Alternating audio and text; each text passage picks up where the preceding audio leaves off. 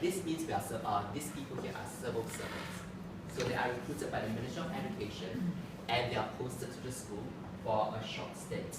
Minimum 3 years, maximum I think 6 years. Alright, 6 years. Nobody has gone on to 7 years, alright, except for one.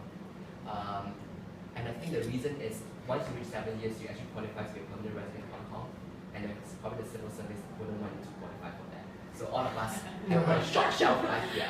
Okay, so 13 out of 141, okay, only about 10%. We do have a proportion of Singapore teachers who have left the civil service, they work in other international schools, and they join us subsequently. So we have teachers who have taught in Shanghai, I think most of them in Shanghai, some internationals in Singapore, okay, before joining us. Alright, Hong Kongers, Chinese nationals, mostly teaching Chinese, math, and science. Your humanities teachers and English teachers will normally come in the others category. So British, Canadian, Australian, these are the four big ones. Some Americans, not that many. Alright. So that's a part. Yes. I'm sorry, I missed. Can you explain the acronyms? The SRT, yes. LRT? Singapore recruited teachers, locally recruited teachers. Locally meaning the school recruit them directly.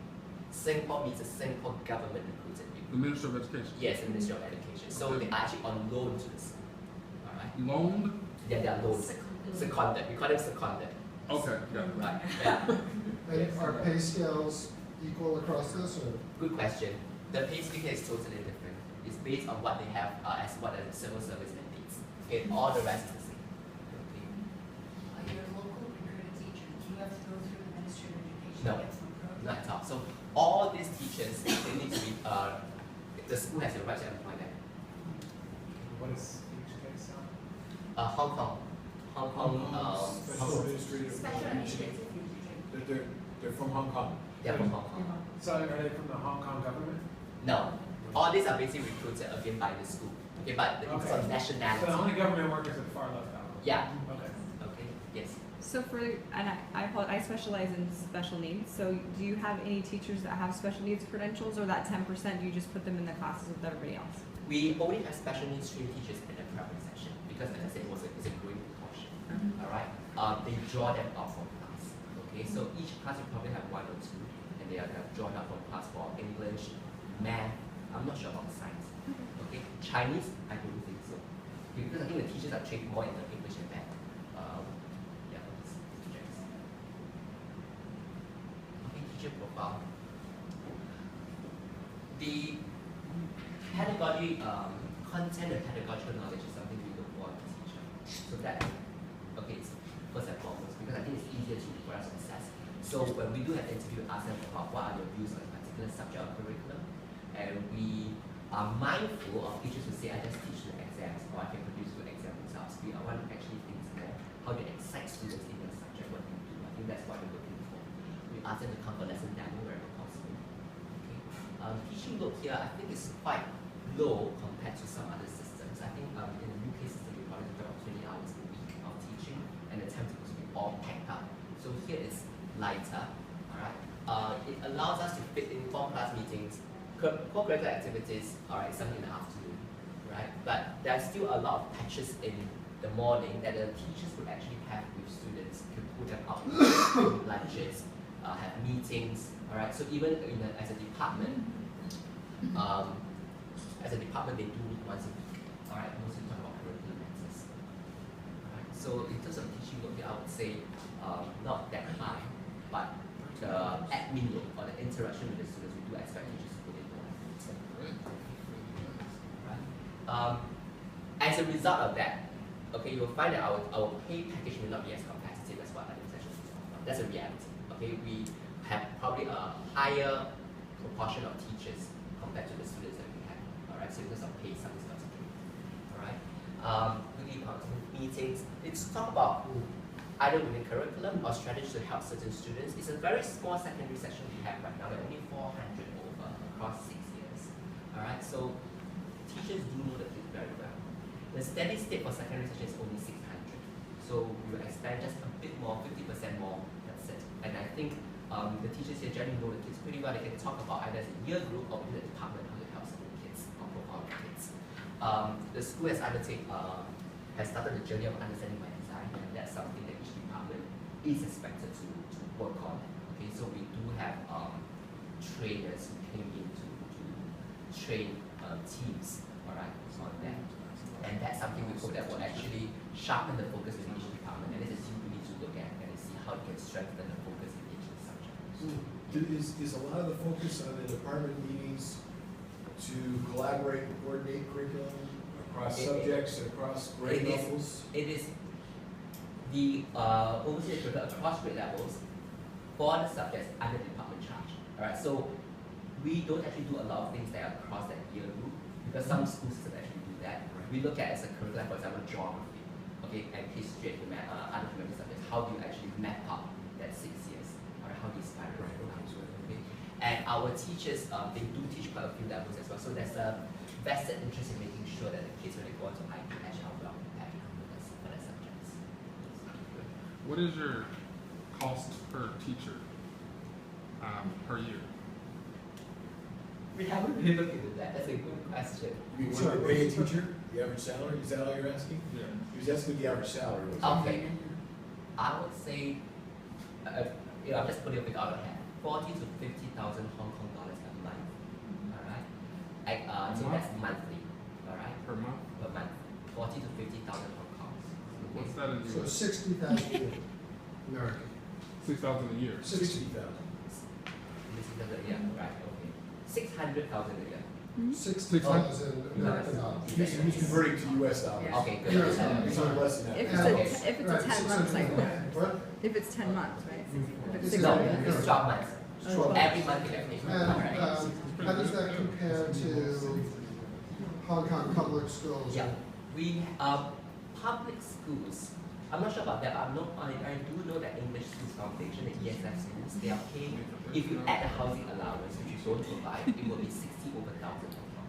It'd be, 60 over 1,000 Hong Kong dollars Okay. a month. Got it. Alright, so 60,000. so, You Yeah. gotta compare that to cost of Okay. living. we do have, on top of that, So we have they're choosing gratuity. 13 hours a week. A gratuity of 3 months is paid for every 2 years of 13 hours a the week. contract Is all at they school. teach? We also have what we call performance bonus, This is which is something excludes foreign to from our cost. teachers here. So the performance bonus ranges from 1 to 1.5 months a Typical year teaching. for a teacher, measured by, measured by how you adhere to the strategic thrust. So it can be a bit subjective, but that's something we actually have as a single. and what other, I'm sorry if I'm jumping ahead, tuition? You charge tuition? For students, 148,000 Hong Kong a year for our diploma students. For secondary level, Sec 1 to Sec 4, I think it's about 130,000. It's on the school website, but that's the rough figure we got. And that So includes Singaporean natives? yes, Singaporean students have a subsidy, all right, very minimal, so less than 10%. Can I ask one more question about the 60,000? How does that compare to the cost of living here? Because when you say that, it sounds great to like an American, but what's the cost of living? Okay.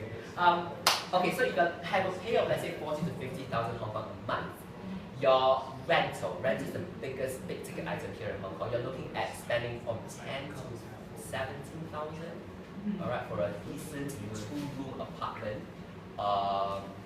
600 square feet. So that is where the bulk of the income goes to. So out of the 40, let's say 15,000 goes to your rental, 25,000 is left. The rest, I'm not sure. How much can they left save for savings? I think I asked a graduate teacher. They said they can expect to save about 15 to 20% of their salary Really? annually. And pensions or anything like that? There is a government one, the provision fund, mandatory provision fund, which they pay I think 2,000. Is it 2,000? I can't remember now. Okay, very minimal. Yeah, absolutely. Yes. Can you talk a little bit more about the performance bonus? I know you said it was subjective, but from what you understand or what you've seen, can you tell us a little bit more about that? Yeah. So what happens is coming back to the original.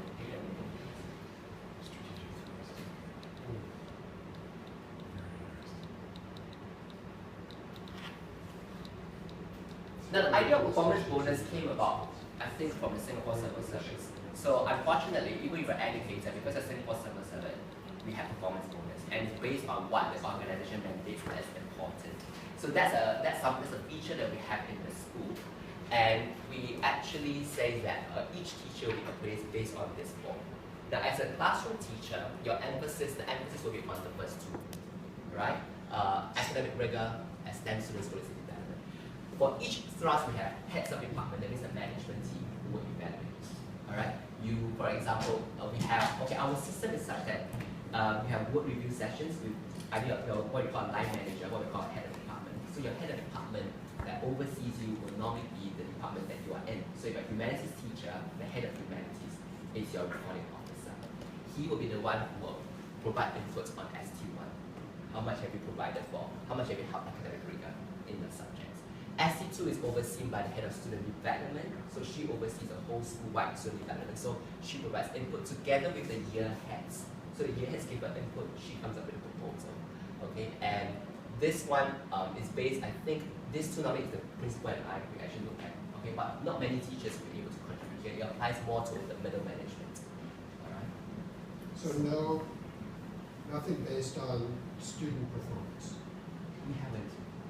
There have been questions asking us, can you have a stronger link between looking at what they have in IGCSE and how they can perform in IB? That's something we have done.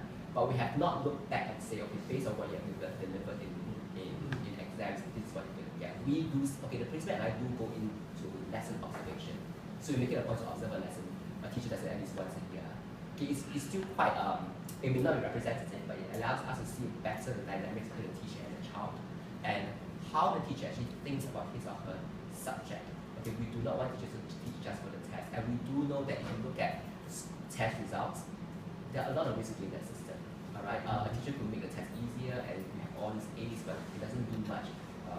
And then You have so little variation at the high end in student performance. They're all doing very well, or almost all of them. So if you tried to tie the performance bonus to student performance, you wouldn't have a lot of variation to work with it. we wouldn't I have. mean, it's a nice problem to have, right? You're all doing so well, we can't use that. Yeah. But In the United States, they're all doing so poorly. Nobody wants to use it, yes. But there really wasn't a lot of room to really do it, given the way the scores that you reported show. The reality is that when it comes to performance bonus, the variation is not that wide either. Because I think the teachers we eventually keep, alright, are pretty, I would say, of that standard. As an international school, we renew contracts once every 2 years.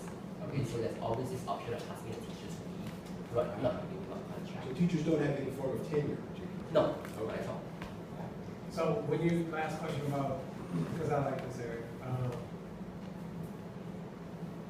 when you do the bonus, can every teacher earn it? Or is it a certain percentage? Every teacher will qualify. So far we have not, every teacher I think so far have got at least a month. Okay, the norm is 1.4 to 1.5 months. Okay, some teachers get more. If I had a department, it's another more than that. So the norm, so one month that's a minimum to 1.5, that's the majority. It's not much of a deviation. Having said that, because it's a pretty new idea for a lot of teachers in the international school circuit, it can be quite divisive. Some teachers have fed back to us, they are quite upset about how they operate. So that I mentioned about the subjectivity because they see it as subjective. So I'm frank with you over here. There is certain merit-heavy bonuses, but a lot of teachers feel that, why? I came here to do my job and you should trust me. How are you judging me compared to another colleague of mine? Right. So That's maybe, the integrity piece. yeah, so I think in the US, when you have performance bonus, that's probably a safe issue. So, Very controversial. very controversial, especially performance-based. So they're making 50,000 HK a month, plus probably another 50. Yeah, Yeah, yes. Bonus is 100%? another month. Right, a month. Another month, oh, okay. Right, So, at least a month. Right. And they only work 13 hours a week, or did I misunderstand that? no. On the They- timetable, the- teaching. the structure hours is a teaching. week. They The slide you showed, I picked up that there were a lot of other things that they were expecting in terms of Yeah, the grading. preparing for class, Yeah. grading, more meetings, co-curricular activities, which are clubs and, Yeah.